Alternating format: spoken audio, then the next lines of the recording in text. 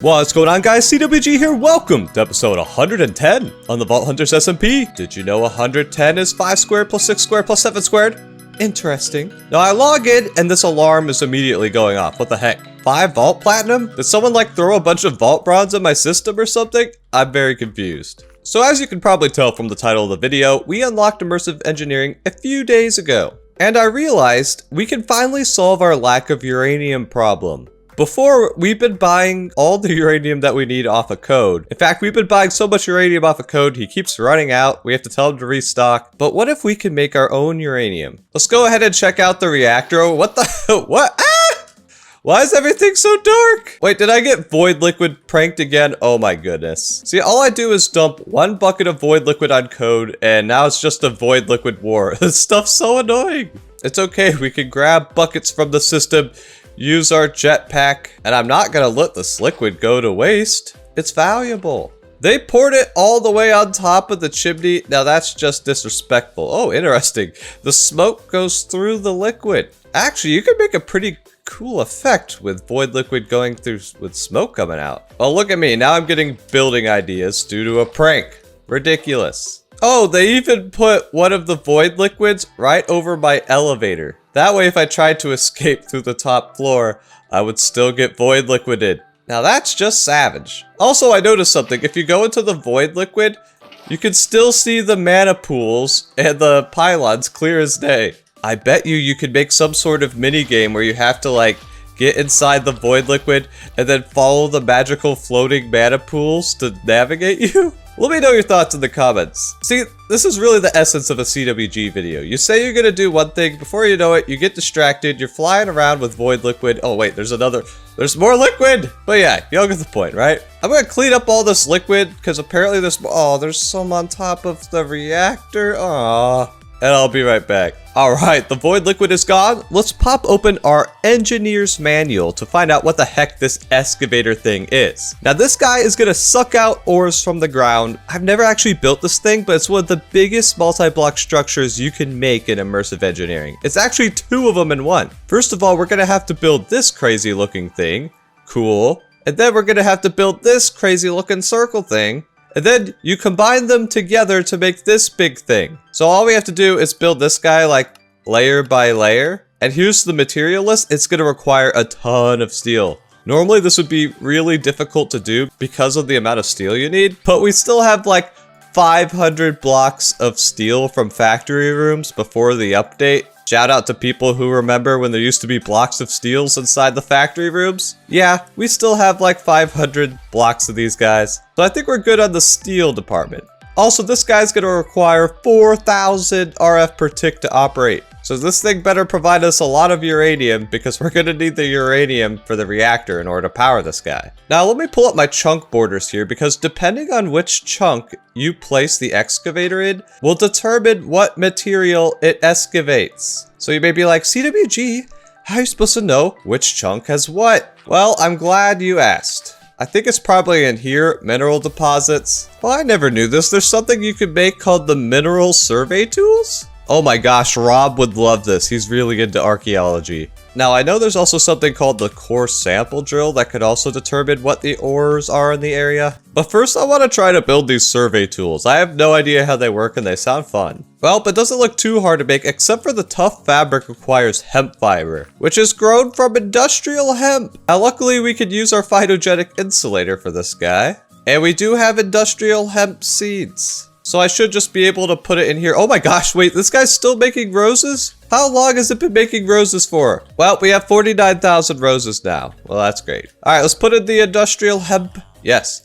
Also, I put in an upgrade in this guy called the cyclic processing. It makes it so every time it produces something, it just puts the seed back into the beginning. That way I don't have to use an exporter on this guy anymore. Although I still need it for the phyto grow. Oh wait, we're actually out of phyto grow. It's because we're out of apatite and we've been getting apatite from tin ore, that's right. Well, so let us make 3 tough fabric. And I think we have everything we need. Now I have to remember, this is our expensive engineer's hammer. So let's see if we can make the cheaper version and use it for the crafting recipe. All right, let's try it. Oh, nope, it still works. Sweet. All right, what the heck does this thing do? This block can't be used in a mineral survey. All right, it's time to do some sampling. Can I sample this dirt? Oh, wait. It's doing something. Oh. There are traces. What did that just say? Wait, let me research that again. This point is too close to previous points. It said there was a trace of something there, and it was a really big word, and it scared me. There's a trace of igneous rock here. What? Also, what the heck happened to the forest over here? It looks like a mini nuke went off. And it just happens to be next to Code's reactor setup. That's not sussy at all. Well, actually, it might be a good place for us to take some samples. Alright, let's sample this here. No minerals. What about over here?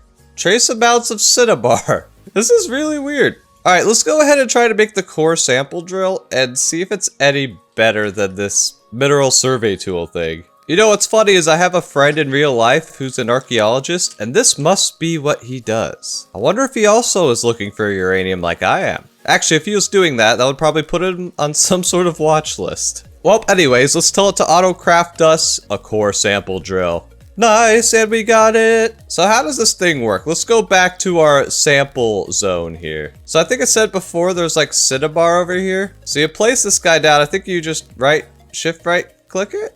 Oh, it needs power. You need power, huh? Well, I went to make another quantum entangler, but I guess we're out of diamonds? How? Well, I mean, I guess we have 7,000 diamonds in our tank, but I still don't know how we managed to run out. We had like a ton. Maybe it's from all the drawer upgrades I've been making. Anyways, quantum entangler are pretty fun to craft because it uses a lot of the machines. And we can track it all from our crafting monitor. Look at it go. Look, it's making osmium. It's doing stuff and things. It's processing stuffs and things. And then before you know it, you have a quantum entangler. Alright, let's power this bad boy up. I want my free sample. Alright, it has powered out. So I right click it. Oh, look at it. It's drilling. You see that? It's going into the earth. It's coming back out. Oh, I can't wait for my sample. Wait, how do I get that? Oh, I got the sample. Oh, look at that. 100% cinnabar saturation, 89%, 28,000 cinnabar ores. Holy crap. Well, the good news is we don't need cinnabar, but if we ever do, we know where we can get 28,000 cinnabar ore. That's cool. It even shows you the sample taken location and the time. You know, with the amount of times I've used the immersive engineering mod, I don't know how I've never messed around with this thing, but it's so cool. I guess all I have to do here is go chunk to chunk until I find the one that contains the uranium ore we're looking for. So I guess I'll get the sample and I'll jump back in when I find the uranium. Well, this is interesting. Just for the memes, I wanted a sample up to next to where we fight the Gaia, just to see what was up here, and we got this one. 100% Oricupride. And you might be like me and be like, Oricupride, that is not a real word. What the heck is that? I actually looked it up. It's a copper and gold alloy. And if you zoom in here, you can actually see the green here's the copper and that up there's the gold. So I imagine if you mine in this area, you'll get both copper and gold ore. I always told you Immersive Engineering is the most realistic tech mod. There's like actual science and stuff in this. I know, you didn't think you'd be learning in this episode what Oricupride is.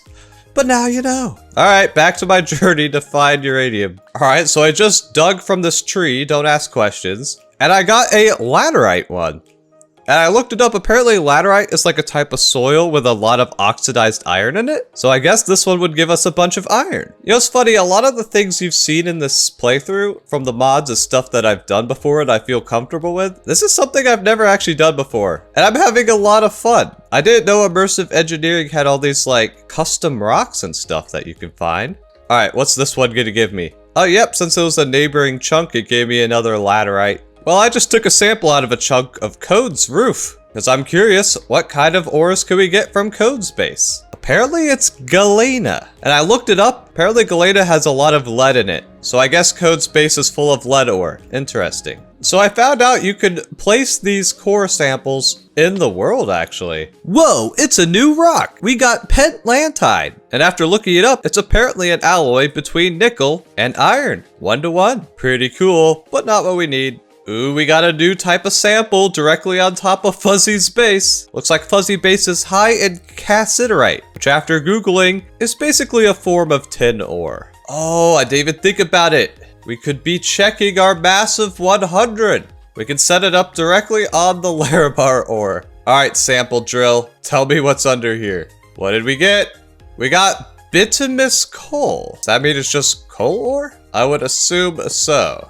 Alright, let's try the other 0 then. Maybe it'll be a bit luckier. Looks like for this one we find silt. Judging by the color of the sample, I think this guy will give you clay, sand, and gravel. I didn't even realize how many materials you can get out of the immersive engineering excavator, but that's cool. Like, that would actually be pretty useful for the vaulter. Maybe next season we'll try to go like immersive engineering first and see if we could like build all the crazy things. Well, it looks like we got a sample that has some chalcopyrite inside of it, which apparently is a form of copper ore. The more you know. Well, I just dug a sample from here and take a look at this. It's an igneous rock. And I'm like, what the heck does an igneous rock give you? It turns out, CWG, if you would have flipped the page a little bit, it actually tells you what all of them are. I don't have to keep Googling this. So it looks like there's one that could give you gravel and ancient debris. There's the one we saw that was gold and copper. There's one for emerald ore and prismarine. Oh, there's bituminous coal. Apparently it's coal and sulfur. Cassiterite is tin. We were right about that. Chalcopyrite is iron and copper, like we guessed. But apparently it's also sulfur. Cinnabar is cryptic redstone ore and sulfur dust. What the heck is cryptic redstone ore? Oh, so galena is not just lead, it's also silver. So igneous rock is granite, diorite, andesite, and obsidian. That would have been so useful for the vaulter early game. Laterite is bauxite and iron. And I think bauxite is used for copper. Mephic quartzite has nether quartz. I wonder if you have to set it up in the nether to get this. I bet you do. Pentlandine was iron and nickel. We were right about that. Silt is clay, sand, gravel. We were right about that. And here's the one we're looking for. Uraninite. Apparently has uranium and lead. Well, now that we know what we're looking for, I'm gonna keep sampling until we find that uraninite deposit. Yes, we got our first uraninite, and the saturation is 70% with an estimated 27,000 ores. Oh, that's gonna keep the reactor happy for a long, long time. Now, what you could do actually is check the neighboring chunks, and they may have a higher saturation. So I'm gonna look around and see if we can have better than 70% saturation. Basically, the better the saturation, the faster the excavator is gonna be able to mine the uranium. And we're back, and I did some sampling. So check it out. I even added a waypoint that says mine here because here's the hot spot. We got not one, but 2 chunks with 97% saturation uraninite. Let's go. Then we have a chunk over here that has 70% saturation. That percentage you see when I'm looking at the sample, that's not saturation. I put saturation on the sign. So we also have one here at 50%, so not as good, but still okay. I also did some of the neighboring chunks just to check. Like we got one over here that's 52%. We got one over here that's only 13% saturation because it's mixing with ori cupride. And the one over here gets a score of 0, LOL, because it's a completely different type of ore. But it looks like we found our 2 winning chunks to build our excavator. So now what I have to do is gather all these materials and get this guy built. So I'm gonna go ahead and set up a bunch of auto crafting and we're gonna get that excavator going. Well, I ran into a little bit of a pickle. I need 16 steel sheet metal, which isn't that big of a deal. We have plenty of steel, but I need these steel plates. Now, in order to make plates, we've been using this multi-servo press from Thermal Expansion. As you can see in the crafter in the back, we already have a bunch of the plate recipes set up for it. Only issue is, you can't use that machine for steel plates. You could use the hammer, but keep in mind, this is the expensive version of the hammer, not the inexpensive one. And I think it also uses some durability. So the way we should do it is by making the metal press from Immersive Engineering. Now the metal press is a much smaller multi-block, so I'm gonna go ahead and just build this thing real quick. And there we go, that's what the metal press multi-block looks like. Let's smack it into existence. Pressing matters. Now in order to make the metal plates, we actually need the press that goes onto there. You could even see it in JEI. We need the metal press mold plate, which means we need the engineer's workbench in order to make this thing. Now luckily making the workbench is pretty easy. It's just a bunch of like treated wood, and we have so much creosote oil from when we were using the treated wood to decorate our immersive engineering area right over there. So it should be as simple as telling the system, hey, make me this workbench with the treated wood that we have. And boom, we got it. Now in order to make the mold, we are gonna need 3 steel plates, which means we're gonna have to use our precious hammer durability 3 times.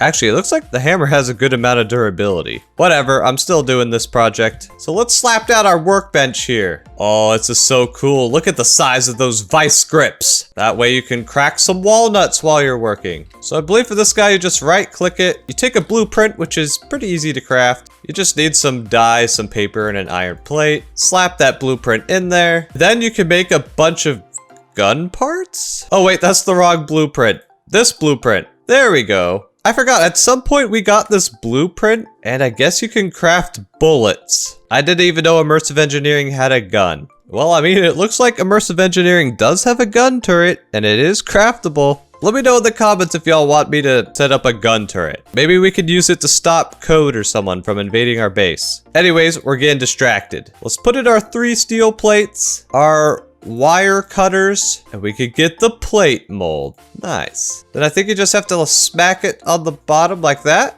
Cool. Next thing I have to do is snap my fingers and get this guy all connected up. Snap! There we go. We got it all hooked up. I put a crafter right here in the back that says, input 1 steel ingot to get 1 steel plate. Then when it's done, it should go into this barrel and get sucked back into the system.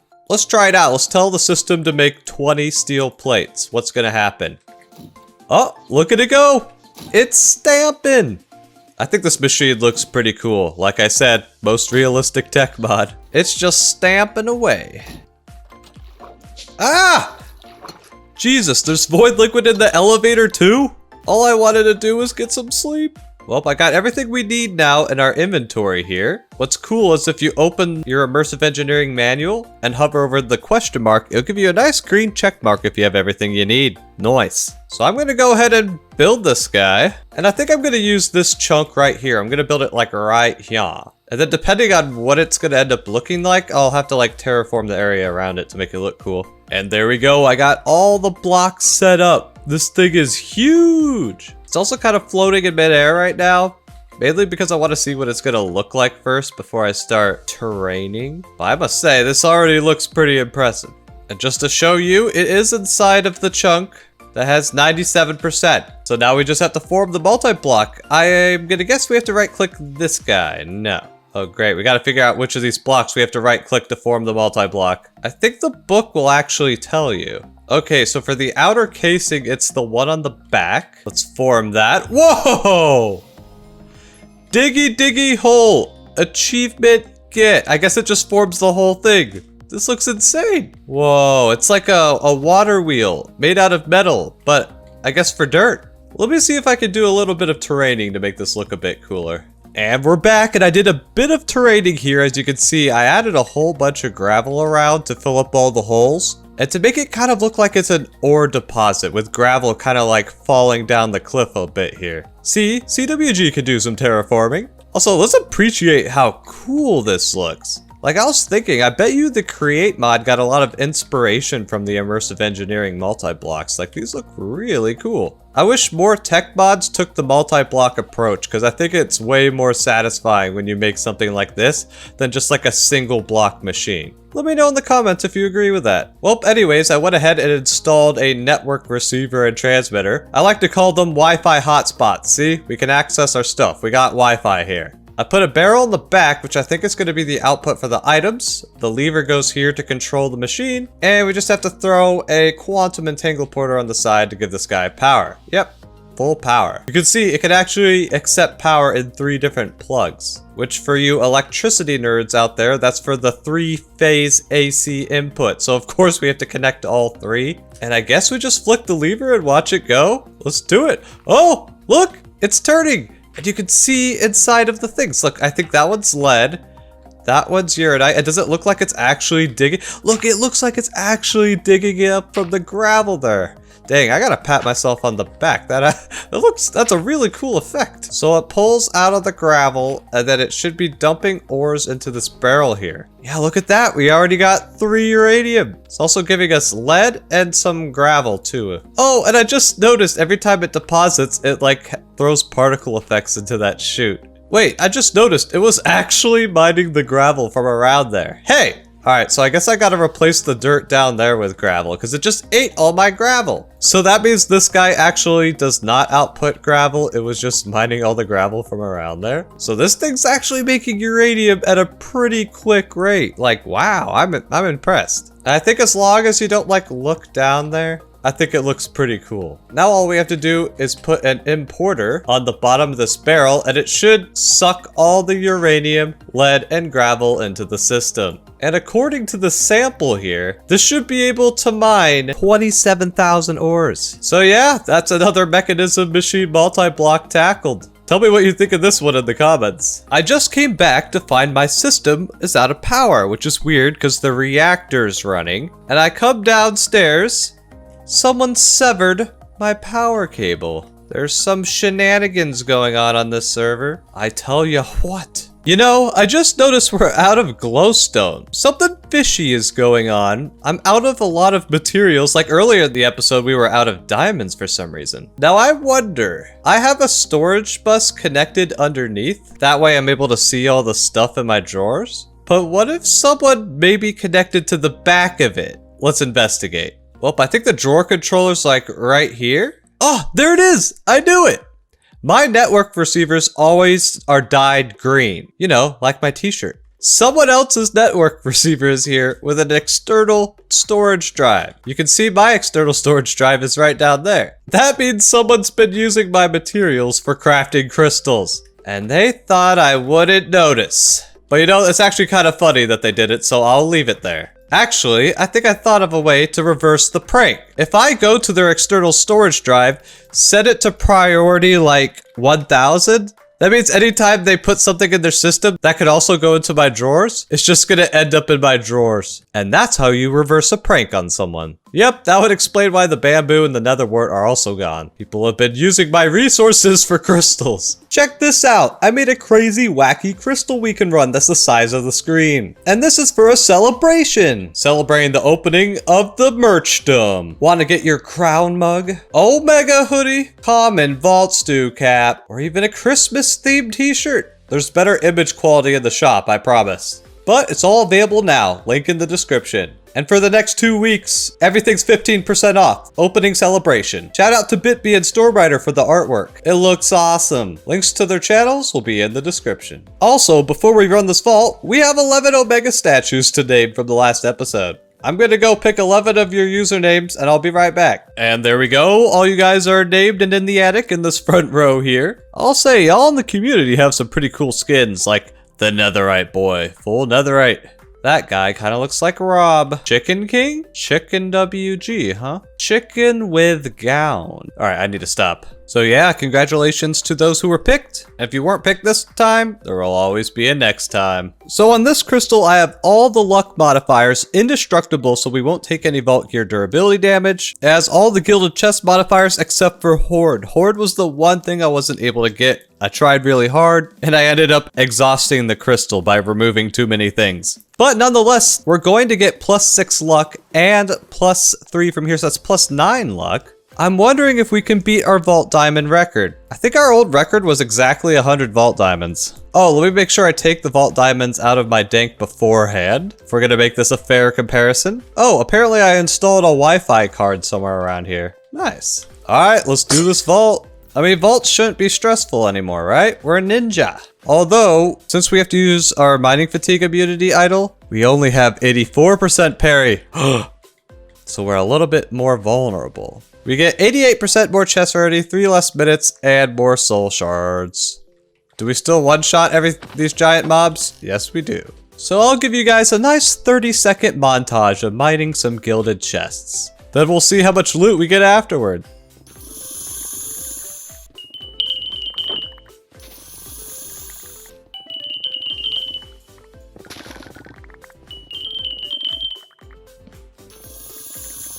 Omega? Omega? Alright, we got less than 2 minutes left. Let's see. Can we one-shot the boss? Bring it on! One-shotted! Get out of here. The glass cannon is here. Now I wonder, did we beat our vault diamond record? Stay tuned. And we're back, and I think we have finally, yep, The inscription table is now completely full. I'm out of junk items I can add to it. And no, you can't make another one. They kind of act like an ender chest in which one behaves like all of them. Sad days. Hopefully in the next season of Vault Hunters, they add another tier to the inscription table. Oh, you want to know how much vault gear we got? This much, and this much vault gear. Yeah, a bit ridiculous. Well, let's see what we got in our boss crate first. Anything good? Not really. Couple burgers and an echo gem. Now let's see. Did we beat our vault diamond record of 100? Are you kidding me? 99? Of course, CWG luck, one away. But the good news is, look at all the skill essence and all the star essence. Wow, that was a lot. So much essence from one vault. And 3,900 vault bronze? Oh, that alarm's gonna be ringing for a while with all the stuff we got. Yes, sing to me. And we get 51 burgers worth of burger parts and 34 echo gems. Wow. And sure, we'll do the Trader Core gamble.